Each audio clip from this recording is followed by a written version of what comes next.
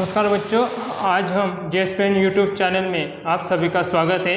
आज हम कक्षा छठी का विषय हिंदी पाठ उपहार इसकी जानकारी लेने वाले हैं। तो उपहार का मतलब होता है जिस तरह से बच्चे अगर किसी काम को सफलतापूर्वक पूरा कर देते तो बड़े यानी कि माँ बाप उन्हें उपहार के रूप में यानी भेंट वस्तु देते। पेन होगा, कोई अच्छी साइकिल होंगी, ऐसे अनेक चीज़ें उन्हें उपहार के रूप में देते हैं, उन्हें प्रोत्साहन देते हैं। उसी तरह से इस पाठ में भी उपहार इसमें हमें यह बताया गया है कि ज़्यादातर अपनी इच्छा और लगन से सही रास्ते पे हमने काम किया तो हमें भी कोई ना कोई उपहार अवश्य मिलेगा। उसी तरह अब हम इस पाठ की ओर आते हैं।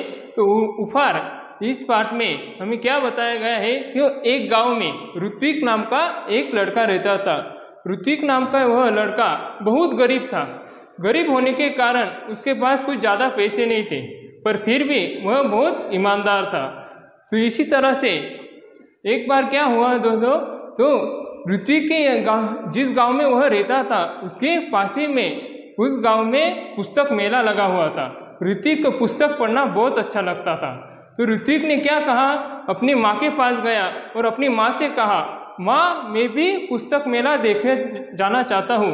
तो उसकी माँ ने भी कहा कि ठीक है बेटा, पर घर में कोई बड़ा इंसान नहीं है जो तुम्हारे साथ में भेज सकूँ। तो ऋत्विक के माँ ने क्या कहा, तो उसे समझाते हुए मैं तुम्हें अकेला जाने नहीं दे सकती। पर फिर भी ऋत्विक को समझाते उसके दूध पिलाया उसकी माँ ने। तो फिर भी ऋत्विक ने क्या है, उसकी माँ की बात मान ली, पर उसने दूध पिया और वह घर के आंगन के पास ही उसके पास एक पेड़ था। तो उस पेड़ के बरामदे में जाके वह बैठ गया।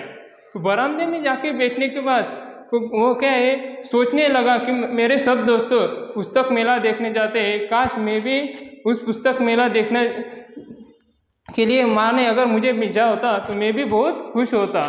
तो यही सोच रहा था कि तुरंत उसकी नज़र पास में एक पेड़ पे गई। वहाँ पे पेड़ के पास उसे तेज रोशनी दिखाई देने लगी। तो उस रोशनी को देखने के लिए वह उठकर उसके पास गया। तो तुरंत उसके पास एक परी खड़ी दिखी। पर ऋत्विक ने कभी परी को देखा नहीं था कि परी कैसी दिखती है। तो ऋत्विक ने देखा कि उस परी के दो पंख है, पीछे उसके सिर पे मुकुट है। उसी तरह से उसने उस परी से अपना परिचय पूछा कि तुम कौन हो। तो परी ने तुरंत उसे बताया कि मैं परी हूँ। तो परी ने ऋत्विक की शक्ल देखते हुए देखा कि ऋत्विक कुछ उदास दिख रहा है। तुरंत उससे ऋत्विक से पूछा कि तुम यहाँ उदास क्यों बैठे हो। तो ऋत्विक ने बहुत निराश हो गया। तो दुख के स्वर ने उसने सब बात परी को बताई कि मैं भी अपने दोस्तों के साथ पुस्तक मेला देखना जाना चाहता हूँ। पर ऋत्विक की बात सुनकर परी ने कहा, बस इतनी सी बात ठीक है, पर मैं तुम्हारी मदद जरूर करूँगी, पर इसके लिए तुम्हें मेरी एक परीक्षा देनी होगी। तो ऋत्विक ने भी कहा चलो ठीक है, अब परी मदद कर रही है तो हमें भी उसकी परीक्षा में सफलतापूर्वक करनी होगी। तो ठीक है, पर परी ने क्या कहा कि मैं परीक्षा अब ऋत्विक ने क्या सोचा कि परीक्षा तो देनी है, पर किस प्रकार देनी है यह ऋत्विक को नहीं पता।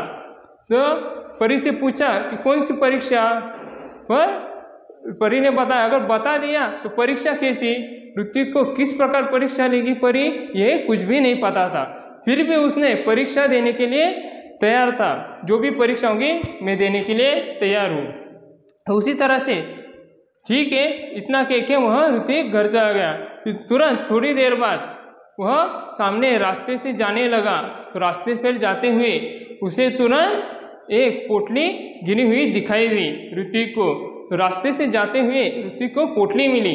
तो उस पोटली में क्या है, वो पोटली लाल रंग की थी। उसने उस पोटली को उठाया और तुरंत देखा कि इस पोटली में कुछ तो भी होगा, कोई कीमती चीज़ होगी, हमें देखना चाहिए किसकी है क्या है। पर ऋत्विक ने उसे खोलना चाहा, पर तुरंत उसके मन ने कहा नहीं। क्यों, क्योंकि इस पे ये पोटली मेरी नहीं है, इस पे मेरा कोई अधिकार नहीं है। इसीलिए उसने क्या किया, वो पोटली उठाई और अपनी थैली में रख ली। उसके पास जो थैली थी उसमें रख ली और वह कुछ दूर जाने लगा। तो उसने कुछ दूर जाने के बाद ही उसे किसी की आवाज़ दी कि रुको बेटा। तो तुरंत वह रुक गया। तो उस सामने वाले से उसने पूछा, उस व्यक्ति का नाम था राहगीर। तो राहगीर नाम का एक व्यक्ति था, उसने वहाँ गया। तो राहगीर नाम का जो व्यक्ति है उसने बोला ऋत्विक से कि मेरी पोटली रास्ते में गिर गई है। तो मेरी पोटली रास्ते में गिर गई है, क्या तुमने देखी है? तुरंत ऐसा पूछने के बाद ऋत्विक को तो एक पोटली मिली थी, फिर भी उसने क्या सोचा कि देखते हैं कहीं उसने पोटली उठाती है, देख तो नहीं लिया, सचमुच ये इसकी है क्या? पूरी जांच पड़ताल के बाद ही इसको पोटली देनी। इसलिए उसने राहगीर से कुछ सवाल पूछे, जैसे कि अब उसने पहला सवाल ये पूछा ऋत्विक ने कि आपकी जो पोटली गिर गई है वो किस रंग की थी? तो तुरंत राहगीर ने जवाब दिया कि मेरी पोटली लाल रंग की थी।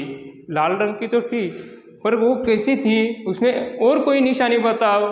तो तुरंत ऐसा बोलने पे राहगीर ने बोला कि मेरी पोटली पे सुनहरी परी का चित्र बना हुआ है।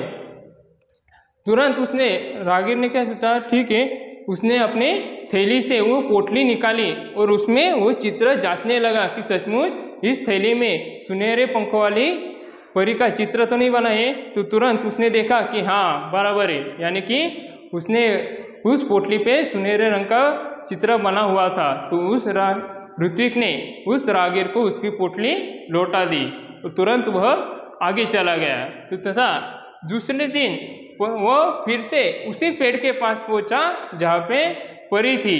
तो वहाँ पे जाने के बाद क्यों गया ऋत्विक उस परी के पास? क्योंकि उस दिन परी ने खुद कहा था कि मैं तुम्हारी परीक्षा लूँगी, इसीलिए ऋत्विक वही जगह पहुंचा परी के पास कि ऐसी कौन सी परीक्षा देने वाली है। तुरंत परी के पास पहुंचा तो वहाँ पे परी खड़ी थी। तो तुरंत परी ने क्या कहा कि अब तुम आ गए हो तो अब अपने आंखें बंद करो, तुम मेरी परीक्षा में उत्तीर्ण हो गए। ऋत्विक सोचने लगा मैंने ऐसे कुछ काम नहीं किया तो कैसा उपहार मिलेगा? परी कैसे बोल रही है कि आंखें बंद करो?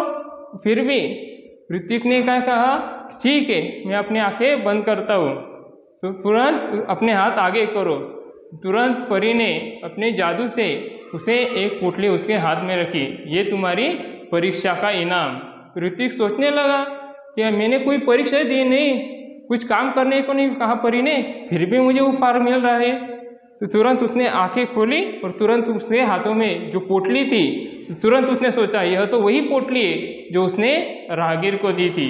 तो परी ने बताया, क्या बताया कि वो मैं ही थी, यानी कि मैं ही वह राहगीर बन गई थी। और राहगीर बन के मैंने तुम्हारी ईमानदारी की परीक्षा ली, इसी रूप में ये उपहार के रूप में तुम्हें यह पोटली दे रही हूँ।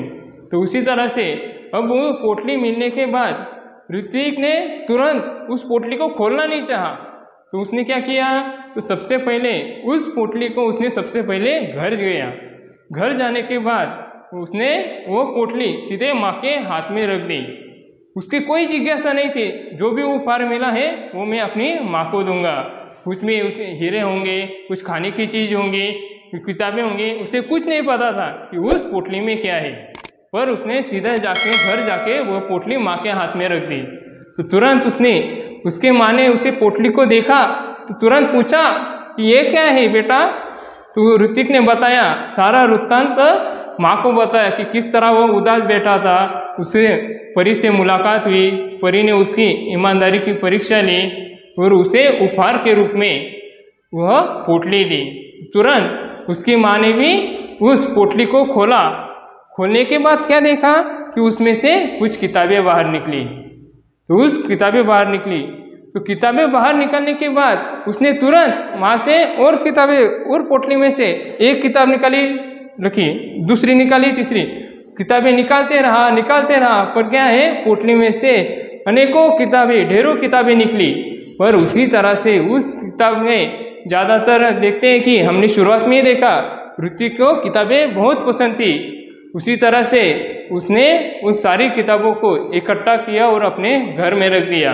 और उसी तरह से अब ऋत्विक ज़्यादातर पुस्तक मित्र के नाम से जानने लगा। वो खुद भी किताबें पढ़ता था और औरों को भी देता था, अपने दोस्तों को, गांव वालों को, सभी को वह किताबें पढ़ने के लिए देने लगा। तो सारा गांव उसे पुस्तक मित्र के नाम से जानने लगा। उसी तरह से एक रात क्या हुआ कि ऋत्विक पढ़ते पढ़ते सो गया। तो उसे सोते वक्त उसके सोने के बाद उसके एक किताब उसके सामने आई, तो उसके कहा